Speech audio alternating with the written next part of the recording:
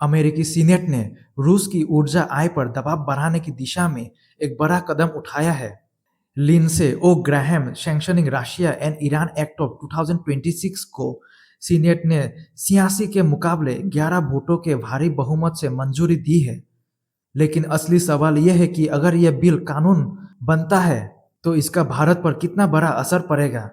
इस बिल का सबसे महत्वपूर्ण प्रावधान अमेरिकी राष्ट्रपति को यह अधिकार देता है कि वे रूस के सबसे बड़े तेल और गैस खरीदारों में शामिल देशों से आने वाले सामान पर 100% तक अतिरिक्त टैरिफ लगा सकते हैं।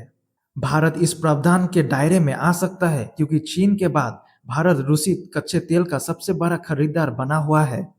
हाल के महीनों में भारत के कुल कच्चे तेल आयात में रूसी तेल की हिस्सेदारी काफी ऊंची रही है। यही कारण है कि अमेरिकी लॉ मेकर्स की नज़र भारत पर भी है। उनका तर्क है कि रूस से ऊर्जा खरीदने वाले बड़े देश मॉस्को को वह इनकम उपलब्ध करा रहे हैं जिसका इस्तेमाल यूक्रेन युद्ध को जारी रखने में किया जा सकता है। अब जरा भारत की स्थिति समझिए। रूस से मिलने वाला तेल भारत के लिए केवल एक व्यापारिक सौदा नहीं है, बल्कि यह ऊर्जा सुरक्षा की रणनीति का हिस्सा है। पश्चिमी प्रतिबंधों के बाद रूसी तेल कई बार प्रतिद्वंदी कीमतों पर उपलब्ध हुआ और भारतीय रिफाइनरियों ने इसका फायदा उठाया। इससे भारत को अपनी विशाल ऊर्जा जरूरतों को अपेक्षाकृत कम लागत में पूरा करने में मदद मिली।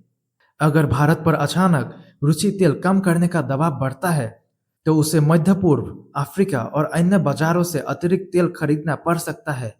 लेकिन महंगा तेल खरीदने का सीधा असर अर्थव्यवस्था पर पड़ सकता है। दूसरी तरफ अगर अमेरिका भारत के सामान पर 100% तक टैरिफ लगाता है तो भारतीय निर्यातकों के लिए अमेरिकी बाजार में कंपटीशन मुश्किल हो सकती है। कपड़ा, रत्न आभूषण, फार्मास्यूटिकल्स और ऑटो पार्ट्स जैसे क्षेत्रों को विशेष चुनौती का सामना करना पड़ सकता है। हालांकि एक महत्वपूर्ण बात यह है कि टैरिफ अपने आप लागू नहीं होंगे।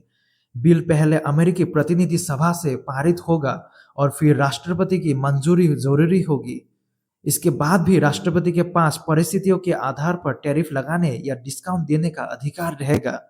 इसीलिए यह मामला सिर्फ रूस और अमेरिका के बीच टकराव नहीं है, यह भारत के लिए ऊर्जा सुरक्षा, निर्यात, महंगाई और विदेश नीति के बीच संतुलन की एक बड़ी परीक्षा बन सकता है। अब सबकी नज़र अमेरिकी प्रतिनिधि सभा और आगे राष्ट्रपति के फैसले पर है।